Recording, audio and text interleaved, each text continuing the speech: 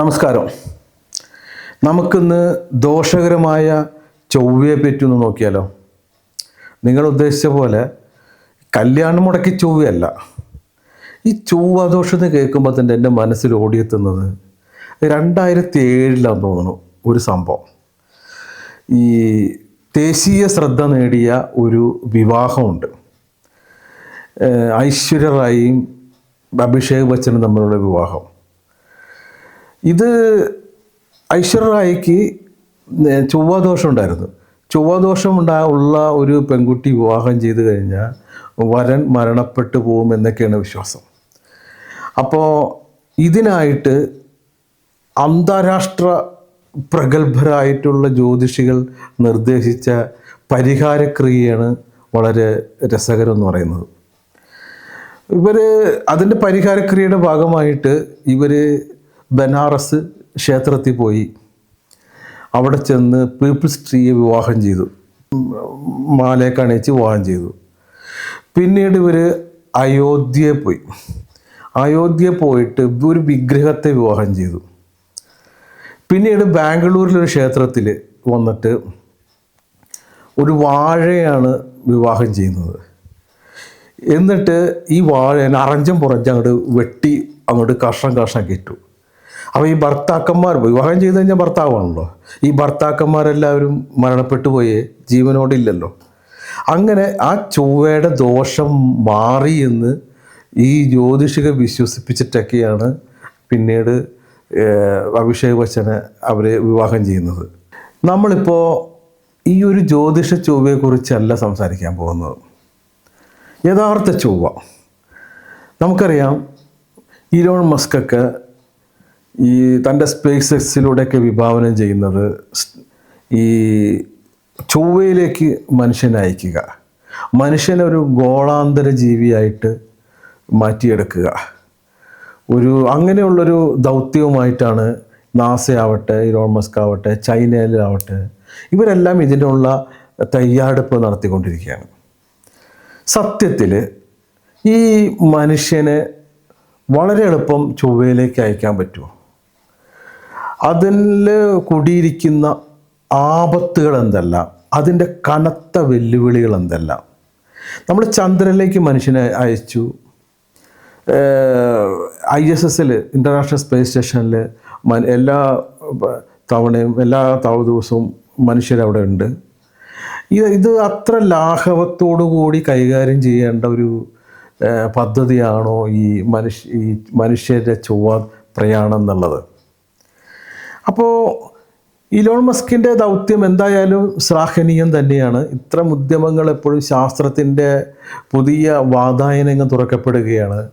അതുകൊണ്ട് തന്നെ അവയെല്ലാം നമുക്ക് അഭിനന്ദനാർഹം തന്നെയാണ്. നമ്മളെല്ലാം സ്വീകരിച്ചേ പറ്റൂ. ഒരു ഗുഹാമനുഷ്യൻ, ഗുഹയിൽ അതിജീവിച്ച മനുഷ്യൻ, കാട്ടിൽ, ആ മനുഷ്യൻ ഈ ചന്ദ്രനിലേക്കും സ്പേസിലേക്കുമെല്ലാം വളരെ ലാളിത്യത്തോടെ പോകാൻ സാധിക്കുന്ന വിധം അഭൂതപൂർവമായ ശാസ്ത്രവികാസം ഉണ്ടായിട്ടുണ്ടെങ്കിൽ ഇതുപോലെയുള്ള വെല്ലുവിളികൾ ഏറ്റെടുക്കുവാനുള്ള ഒരു കൂട്ടം ശാസ്ത്ര പ്രതിഭകളുടെ മനസ്സാണ് അവിടെ നമ്മൾ കാണേണ്ടത്. അത് എത്ര അഭിനന്ദിച്ചാലും മതിയാവില്ല. അവരെല്ലാമാണ് ശാസ്ത്ര പുരോഗതി നമ്മുടെ മുന്നിൽ കൊണ്ടുവരുന്നത്, അറിവുകൾ, പുതിയ അറിവുകൾ കൊണ്ടുവരുന്നത്. ഈ ചൊവ്വ എന്ന് പറഞ്ഞാൽ നമുക്കറിയാം, ഒരു ചുവന്നൊരു ആകാശത്ത് നോക്കുമ്പോൾ ചെറിയൊരു ചുവന്ന ഡോട്ട് പോലെ കാണുന്നൊരു ഗ്രഹമാണത്.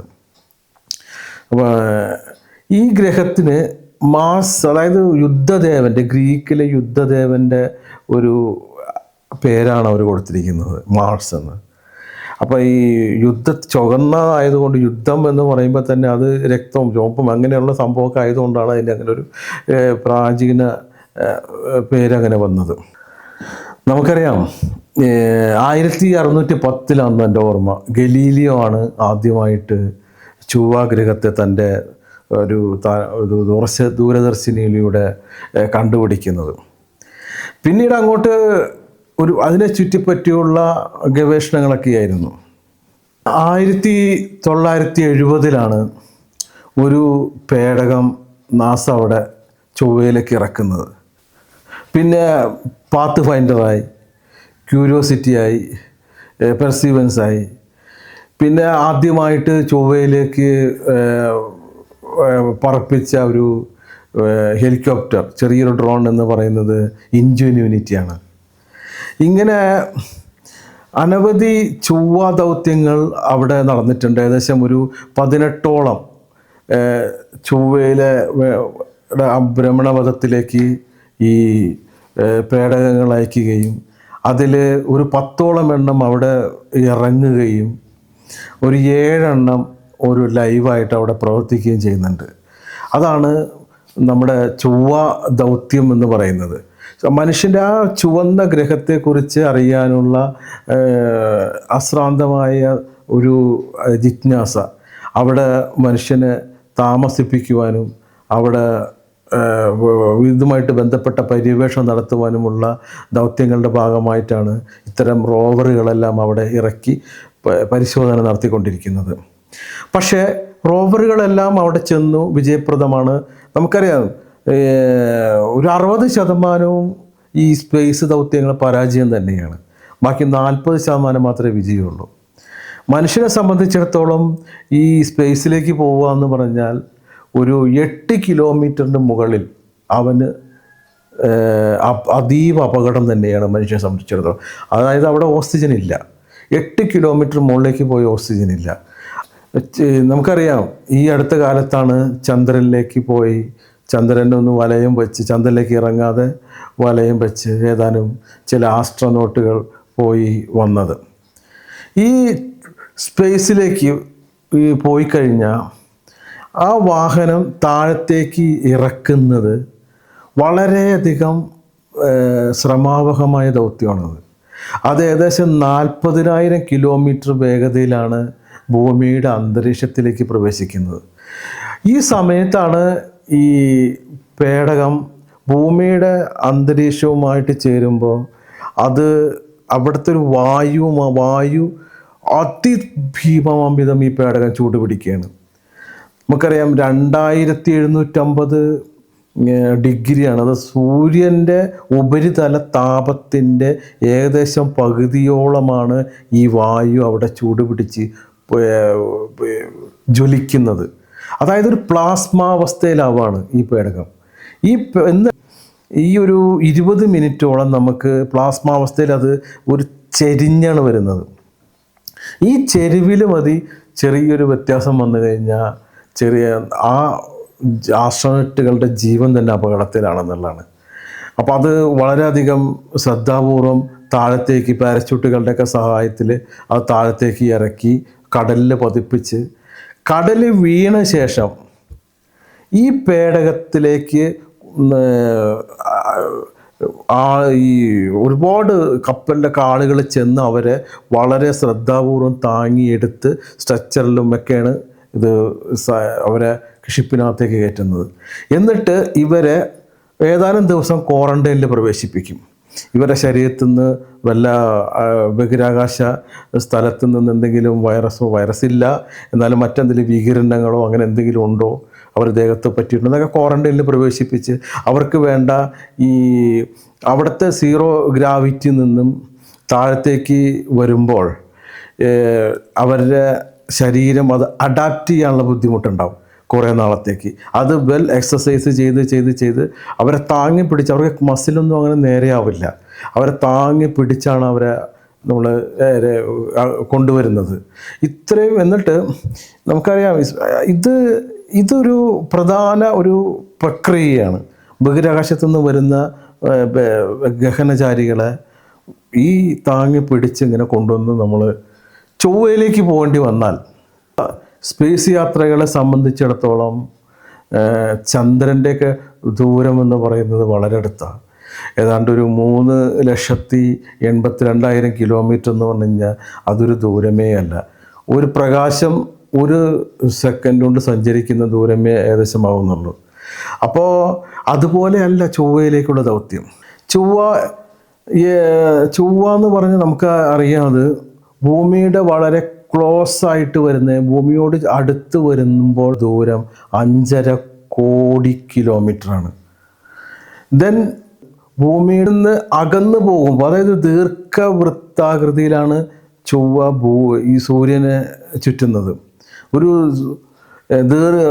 ഭൂമിയിൽ നിന്ന് അകന്നു പോകുന്നത് ഏകദേശം ഒരു 40 കോടി കിലോമീറ്റർ വരും. ഇപ്പം ശരാശരി എടുത്താൽ ഒരു 22 കോടി കിലോമീറ്റർ അകലെയാണ് ചൊവ്വ സ്ഥിതി ചെയ്യുന്നത്. ചന്ദ്രനാണെങ്കിൽ 3,82,000 കിലോമീറ്റർ. അപ്പോൾ ഇത്രയും ദൂരം നമ്മളെ സംബന്ധിച്ചിടത്തോളം ഒരു ഇന്നത്തെ സ്പേസ് ക്രാഫ്റ്റിൻ്റെയൊക്കെ ശരാശരി വേഗത എന്ന് പറയുന്നത് ഒരു 22,000 കിലോമീറ്റർ പെർ അവർ തന്നെയാണ്. അപ്പോൾ ഈ ഒരു വേഗതയിൽ ചൊവ്വയിലേക്ക് പുറപ്പെട്ട കഴിഞ്ഞാൽ തന്നെ അതൊരു 7 മാസമെങ്കിലും എടുക്കും അത് ചൊവ്വയിലേക്ക് എത്താൻ. അപ്പോൾ ചൊവ്വയിലേക്ക് എത്താൻ ഈ 7 മാസം ഈ സ്പേസ് ക്രാഫ്റ്റിനകത്ത് ഏകാന്തമായിട്ടിരിക്കുന്ന ഈ മനുഷ്യനെ സംബന്ധിച്ചുണ്ടാകുന്ന ബുദ്ധിമുട്ടുകൾ, അവനെ സംബന്ധിച്ചിടത്തോളം ഗ്രാവിറ്റി ഇല്ല, അവൻ്റെ ശരീരം അത്രമാത്രം ബുദ്ധിമുട്ടുകൾ അവൻ അനുഭവിക്കേണ്ടി വരും. അവൻ്റെ രക്തോട്ടം തന്നെ തലയിലേക്ക് വളരെയധികം കൂടുതലായിട്ട് വരും. അപ്പോൾ കണ്ണിൻ്റെ കാഴ്ചയൊക്കെ ബാധിക്കും. പിന്നെ തലച്ചോറിൻ്റെയൊക്കെ പ്രവർത്തനത്തെയൊക്കെ അത് ബാധിക്കും. നമ്മുടെ മസിൽസിനെ, നമ്മുടെ ഗ്രാവിറ്റിയുടെ ഇല്ലായ്മ കൊണ്ട് ഈ എല്ലുകൾക്ക് ഈ മസിൽസിനെ പിടിച്ചു നിർത്തുവാനുള്ള കഴിവ് നഷ്ടപ്പെടും. എല്ലിൻ്റെയൊക്കെ ബലമില്ലായ്മ അനുഭവപ്പെടും. ഈ അവസ്ഥയിലാണ് മനുഷ്യൻ നേരെ ചൊവ്വയിലേക്ക് ചെന്നിറങ്ങുന്നത്. അവിടെ ആരാണുള്ളത്? നമ്മളെ ഈ ആസ്ട്രോനറ്റുകളെ കടലിലേക്ക് ഇറക്കി കൊണ്ടുവന്ന് ഹോസ്പിറ്റലൈസ് ചെയ്ത പോലെ നമുക്ക് പരിചരണം തരാനും, നമ്മൾ അവിടെ നിന്ന് ഇറക്കി കൊണ്ടുവന്ന് നമ്മളെ താങ്ങി പിടിച്ച് ഹോസ്പിറ്റൽ ചെയ്ത് നമുക്ക് ശരീരം ആയാസകരമായ ആ അവസ്ഥയിൽ നിന്ന് മാറ്റി എടുക്കാൻ വേണ്ടിയിട്ട് അവിടെ ആരാണുള്ളത്? അവിടെ ആരുമില്ല. അപ്പോൾ ഈ ഒരു അവസ്ഥയിൽ അവിടെ അതിജീവിച്ച് മുന്നോട്ട് പോകും. അവിടെ പ്ലാനറ്റിൽ ഇറങ്ങിയാൽ പിന്നെ അവിടെ മനുഷ്യനെ സംബന്ധിച്ചിടത്തോളം ഒരു പരിചരണം തരാനോ അല്ലെങ്കിൽ അവിടെ ശുശ്രൂഷ തരാനോ അവിടെ എക്സസൈസ് ചെയ്യിപ്പിച്ച് ആ ഒരു ശരീരത്തിൻ്റെ അവസ്ഥയിൽ നിന്ന് മാറ്റി പൂർവാവസ്ഥയിലേക്ക് കൊണ്ടുവരാനോ അവിടെയുള്ള സന്നാഹങ്ങളോ സൗകര്യങ്ങളോ അവിടെ ഇല്ല. ഇതാണ് ചൊവ്വയുടെ ഒരു പ്രശ്നം എന്ന് പറയുന്നത്. ചൊവ്വയെ സംബന്ധിച്ചിടത്തോളം നമുക്കറിയാം, ഏകദേശം അപ്പോൾ ഈ 7 മാസത്തെ യാത്ര അങ്ങോട്ടും ഒരു 2-3 മാസം അവിടെ ഇരുന്നാൽ തന്നെ അതിനുശേഷം 7 മാസം യാത്ര ഇങ്ങോട്ടും. ഏതാണ്ട് നമുക്ക് ഇവിടുന്ന് അങ്ങോട്ട് സിഗ്നൽ വെച്ച് കമ്മ്യൂണിക്കേറ്റ് ചെയ്താൽ ഒരു സിഗ്നൽ അവിടെ എത്തി മറുപടിയൊക്കെ കിട്ടണമെങ്കിൽ ഏതാണ്ട് 20 മിനിറ്റ് സമയം വേണം. അപ്പോൾ അത്രമാത്രം അകലെയാണ് ചൊവ്വ സ്ഥിതി ചെയ്യുന്നത്. ഈ ചൊവ്വയുടെ സംബന്ധിച്ചിടത്തോളം പറഞ്ഞാൽ അയൺ ഓക്സൈഡ് വളരെ കൂടുതൽ. അതാണ് അയൺ ഓക്സൈഡിൻ്റെ ഒരു പ്രത്യേകത കൊണ്ടാട്ട് വളരെയധികം ഉള്ളത് കൊണ്ടാണ് ഈ ചൊവ്വയ്ക്ക് ഒരു ചുവന്ന ഒരു കളർ അവിടെ കാണുന്നത് നമ്മൾ. അപ്പോൾ അവിടെ ചെന്ന് കഴിഞ്ഞാൽ ചൊവ്വയിൽ പൊടിക്കാറ്റ്, അവിടെ റേഡിയേഷൻ, വലിയൊരു പ്രശ്നമാണ് അവിടുത്തെ റേഡിയേഷൻ എന്നുള്ളത്. നമ്മുടെ ഭൂമിയെ സംബന്ധിച്ചിടത്തോളം നമുക്കറിയാം വാൻ അലൻ ബെൽറ്റ് നമുക്കുണ്ട്. ഏകദേശം ഒരു 14,000 മുതൽ 19,000 കിലോമീറ്റർ ഇടയ്ക്ക് ഭൂമിയുടെ മുകളിലേക്ക് പോയി കഴിഞ്ഞാൽ നമുക്കൊരു വാൻ ആലൻ ബെൽറ്റ് കാണാം. അതായത് ഭൂമിയുടെ കാന്തിക മണ്ഡലം കൊണ്ട് അവിടെ റേഡിയേഷനുകളെല്ലാം അവിടെ കുടുങ്ങിക്കിടക്കുന്ന ഒരു അവസ്ഥയാണ് ഈ വാൻ ആലൻ ബെൽറ്റ് എന്ന് പറയുന്നത്. അത് സൗര വികിരണങ്ങൾ കൊണ്ട്, സൂര്യൻ്റെ നിന്ന് വരുന്ന പിന്നെ വികിരണങ്ങൾ കൊണ്ട്, പിന്നെ ഇതുപോലെയുള്ള ബഹിരാകാശത്തു നിന്നും പല നക്ഷത്രങ്ങളിൽ നിന്നും പല ഉൽക്കകളിൽ നിന്നൊക്കെ വരുന്ന ഈ റേഡിയേഷനുകൾ, ഇതിനെയെല്ലാം ഒരു വലിയൊരു കവചമായി, വലിയൊരു സംരക്ഷണമായി ഭൂമിയിലേക്ക് വരാതെ പൊതിഞ്ഞു നിൽക്കുന്ന ഒരു അവസ്ഥയാണ് ഈ വാൻ അലൻ ബെൽറ്റ് എന്ന് പറയുന്നത്. ഇത് ചൊവ്വയിലില്ല. ചൊവ്വയിൽ ഉണ്ടായിരുന്നു, പക്ഷേ അത് നഷ്ടപ്പെട്ടു പോയതായിട്ടാണ് ഗവേഷകർ പറയുന്നത്. പക്ഷേ ഈ ചൊവ്വയിൽ ഇതില്ല എന്ന് പറയുമ്പോൾ തന്നെ അവിടെ സൂര്യനിൽ നിന്ന് നേരിട്ട് നമുക്ക് റേഡിയേഷൻ അനുഭവപ്പെടും. നമുക്കറിയാം ഈ ഭൂമിയിലെ നിന്നേക്കാളും 5 ഇരട്ടി റേഡിയേഷനാണ് ഇൻ്റർനാഷണൽ സ്പേസ് സ്റ്റേഷനിൽ ശാസ്ത്രജ്ഞർ അനുഭവിക്കുന്നത്. 5 മടങ്ങ് റേഡിയേഷൻ. ഇതിനേക്കാളൊക്കെ അപ്പോൾ ചൊവ്വയിൽ എന്തായിരിക്കും റേഡിയേഷൻ്റെ ഇമ്പാക്റ്റ് എന്ന് ആലോചിച്ച് നോക്കുക. അവിടെ ചെന്ന് കഴിഞ്ഞാൽ പ്രത്യേകം സ്യൂട്ട് പോവും. ആ ചൊവ്വയുടെ ഭൂമി ഉണ്ടല്ലോ, അതിൻ്റെ അടി പോയി ജീവിക്കേണ്ടി വരും. അത്രമാത്രം റേഡിയേഷനാണ് അവിടെ. ഈ ചൊവ്വയ്ക്ക് അന്തരീക്ഷമില്ല. ചൊവ്വയ്ക്ക് ഭൂമിക്ക് നല്ലൊരു കട്ടിയുള്ളൊരു അന്തരീക്ഷമുണ്ട്. ഈ കട്ടിയുള്ള അന്തരീക്ഷത്തിൽ നിന്ന് കൊണ്ട് തന്നെ റേഡിയേഷനെല്ലാം പരമാവധി തടയപ്പെടുകയാണ് ഇവിടെ ഈ പറഞ്ഞ ഓസോൺ പാളികളുണ്ട്. അപ്പോൾ സൂര്യനിൽ നിന്ന് വരുന്ന ഭൗമ കിരണങ്ങളുടെ റേഡിയേഷൻ അതിനെ പരമാവധി തടഞ്ഞും ഫിൽറ്റർ ചെയ്തൊക്കെയാണ് ഇവിടെ ഒരു ഭൂമിയിൽ ഒരു ആവാസ വ്യവസ്ഥിതി ഉണ്ടാകുന്നത്. മനുഷ്യൻ എന്ന് പറഞ്ഞു കഴിഞ്ഞാൽ ഭൂമിയിൽ ജീവിക്കാൻ പര്യാപ്തമാം വിധം ഇവോൾവ് ചെയ്തു വന്ന ജീവിയാണ്. ഈ ജീവി ചൊവ്വയിലേക്ക് മറ്റൊരു ഗ്രഹത്തിലേക്ക് ഇതുമായിട്ട് ബന്ധമില്ലാത്തൊരു ഗ്രഹത്തിലേക്ക് പോകുമ്പോഴുണ്ടാകുന്ന ബുദ്ധിമുട്ടുകളാണിതെല്ലാം. പിന്നെ എന്ന് പറഞ്ഞു കഴിഞ്ഞാൽ അവിടുത്തെ പൊടിക്കാറ്റുകൾ, പെർക്ലോറേറ്റ് എന്ന് പറയുന്ന ഒരു കെമിക്കൽ, ഒരു രാസപദാർത്ഥം അവിടെയുണ്ട്.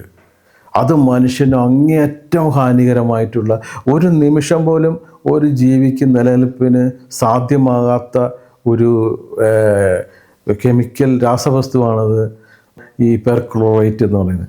ഇത് ചൊവ്വയിൽ ധാരാളമുണ്ട്. ഇതിനെ അതിജീവിക്കുക എന്ന് പറഞ്ഞു കഴിഞ്ഞാൽ വലിയ പാടാണ്.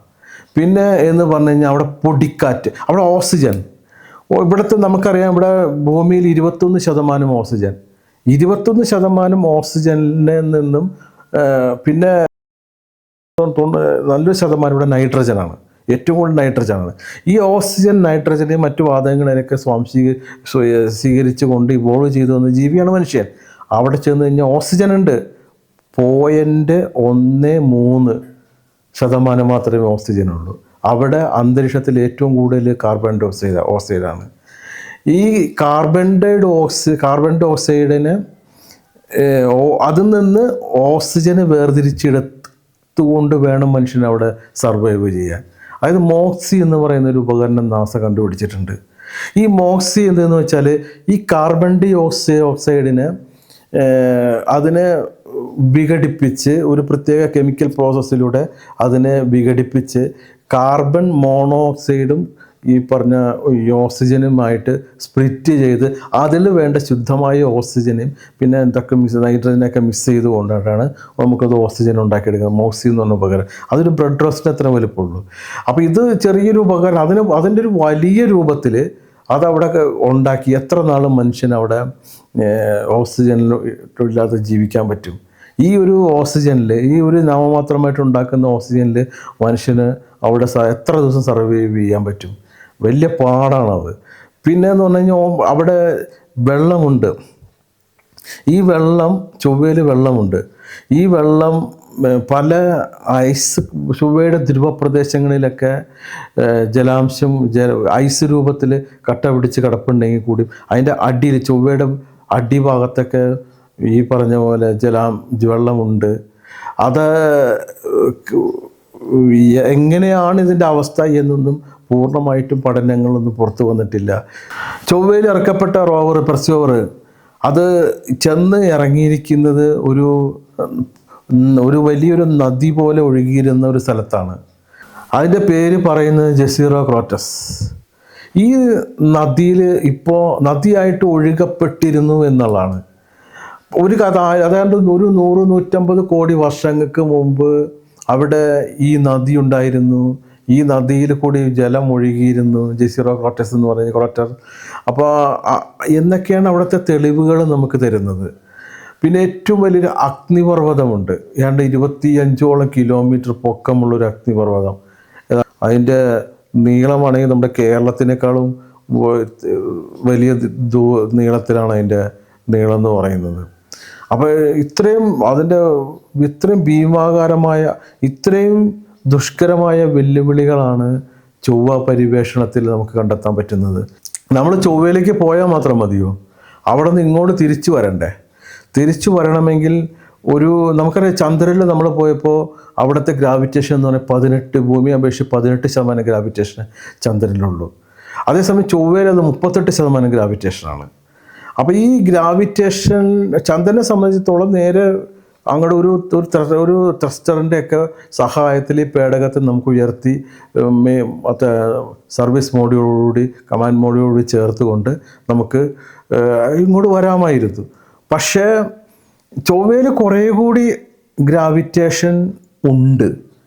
അപ്പോൾ അതിന് 38% ഗ്രാവിറ്റേഷൻ ചൊവ്വയിലുള്ളപ്പോൾ അവിടെ നമുക്ക് ഈ പേടകത്തെ ഉയർത്താൻ തക്ക വിധത്തിലുള്ള ഒരു ലോഞ്ചിങ് സിസ്റ്റം അവിടെ ആവശ്യമാണ്, സ്പേസ് ലോഞ്ചിങ് സിസ്റ്റം ആവശ്യമാണ്. മറ്റൊരു പ്രധാന വസ്തുതയാണ് ഈ എസ്കേപ്പ് വെലോസിറ്റി എന്നുള്ളത്.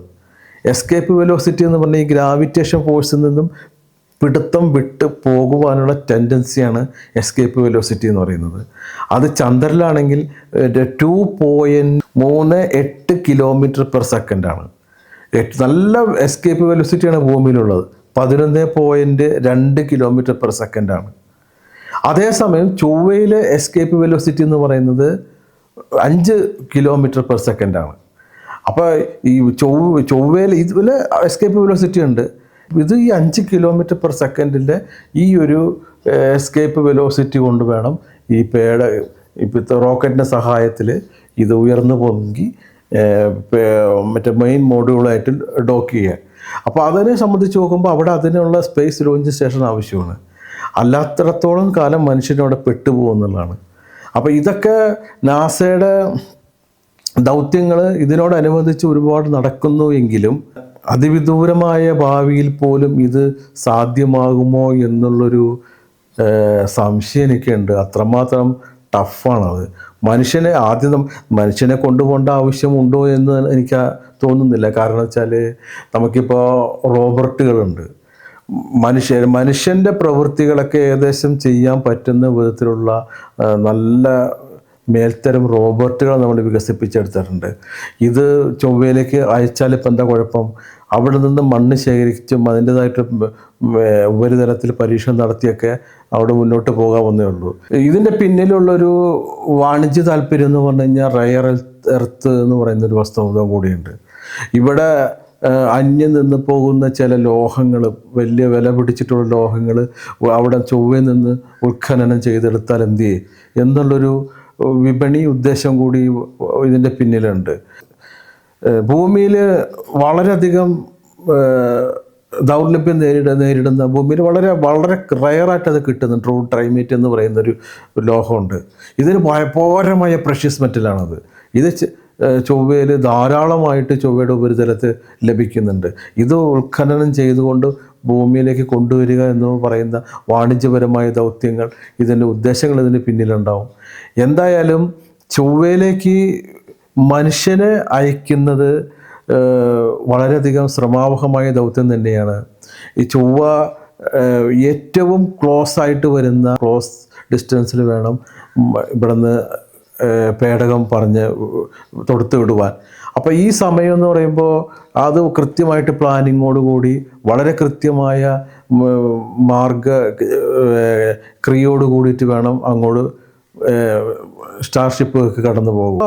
ചൊവ്വ എന്ന് പറയുന്നത് സൂര്യനെ വലയം വെച്ചുകൊണ്ടിരിക്കുകയാണ്. അപ്പോൾ കൃത്യമായിട്ട് ഓടുന്ന പട്ടിക്ക് ഒരു മുഴം മുമ്പേ എന്ന് പറഞ്ഞ് ചൊവ്വ ഇന്ന സ്ഥലത്ത് ഇന്ന സമയത്ത് അവിടെ എത്തും എന്നുള്ള ഒരു കണക്കുകൂട്ടൽ ഇത് കൃത്യ ടൈമിങ്ങിൽ വേണം ഇത് നേരെ തൊടുത്ത് വിടുവാൻ. അപ്പോൾ ചൊവ്വ അവിടെ എത്തുന്ന സമയത്ത് ആ കൃത്യ പോയിന്റിൽ എത്തുന്ന സമയത്ത് ഈ പേടകം അവിടെ എത്തണം. അതല്ലെങ്കിൽ ഇത് ചൊവ്വയെ പിന്തുടർന്ന് പോകേണ്ടി വരും. അത് വലിയ സമാവഹമായ ദൗത്യം. പിന്നെ ഒരു 26 മാസം കഴിഞ്ഞിട്ട് മാത്രമേ പിന്നെ ഈ ഒരു ക്ലോസ് ഡിസ്റ്റൻസ് നമുക്ക് കിട്ടുള്ളൂ. അപ്പോൾ ഏറ്റവും കുറവ് ഇന്ധനം ഉപയോഗപ്പെടുത്തിക്കൊണ്ട് നമുക്ക് ഈ പേടകം വിടുന്നത് ഈ പറഞ്ഞ പോലെയുള്ള 5.5 കോടി കിലോമീറ്റർ എത്തുന്ന ഡിസ്റ്റൻസിലാണ്. അപ്പോൾ ഇത്തരം വൈതരണികളെയെല്ലാം വെല്ലുവിളിച്ചുകൊണ്ട് മനുഷ്യൻ ചൊവ്വ കീഴടക്കാൻ വേണ്ടി ശ്രമിക്കുന്നുവെങ്കിൽ അത് അതിവിദൂരമല്ലാത്ത ഭാവിയിൽ സാധ്യമാകുമോ എന്നുള്ളൊരു ചിന്ത എനിക്കുണ്ട്. മനുഷ്യനെ സംബന്ധിച്ചിടത്തോളം ഇത്രയും അകലെ കിടക്കുന്ന ഒരു ഗ്രഹത്തിലേക്ക് കാലെടുത്ത് വയ്ക്കുക എന്ന് പറഞ്ഞാൽ അത് കനത്ത വെല്ലുവിളി തന്നെയാണ്. അത് നാസ അത് സാർത്ഥകമാക്കട്ടെ. പക്ഷേ അത് ഒരുപാട് കാര്യങ്ങൾ അതിൻ്റെ പിന്നിൽ അപകടങ്ങളെല്ലാം ഉണ്ട്. ഈ അപകടങ്ങളെല്ലാം വരുന്ന ടെക്നോളജിയിൽ, ഇപ്പോഴത്തെ ടെക്നോളജിയിൽ അത് സാധ്യമാവണമെന്നില്ല. ഇപ്പോൾ ഈ റോക്കറ്റ് ഇവിടുന്ന് പോയി കഴിഞ്ഞാൽ ചന്ദ്രനിൽ വെച്ചോ അല്ലെങ്കിൽ അന്താരാഷ്ട്ര സ്പേസ് സ്റ്റേഷനിൽ വെച്ചിട്ടോ അതിനെ ലിക്വിഡ് ഹൈഡ്രജൻ അവിടുന്ന് ഹൈഡ്രജനും ഒക്കെ വേർതിരിച്ചുകൊണ്ട് ആ റോക്കറ്റിലേക്ക് വീണ്ടും ഫ്യൂവൽ നിറച്ച് അത് കത്തിച്ചു കൊണ്ടാണ് സ്പേസിലേക്ക് പോകാൻ ഇവരൊക്കെ അതിവിദൂരമല്ലാത്ത ഭാവിയിൽ പ്ലാൻ ചെയ്യുന്നത്. അതുകൊണ്ടാണ് ചന്ദ്രനെ ഒരു സ്റ്റേഷനായിട്ട്, റെസ്റ്റിംഗ് സ്റ്റേഷനായിട്ട്, ഒരു ലോഞ്ചിങ് സ്റ്റേഷനായിട്ട് ഉദ്ദേശിച്ചുകൊണ്ടാണ് ചന്ദ്രദൗത്യങ്ങൾ പ്ലാൻ ചെയ്യുന്നത്. എന്തായാലും ഈ ദൗത്യം മുന്നോട്ട് പോകട്ടെ എന്ന് നമുക്ക് പ്രത്യാശിക്കാം. അതിനായിട്ട് എൻ്റെ എല്ലാവിധ ഭാവുകങ്ങളും നേരുന്നു. നന്ദി, നമസ്കാരം.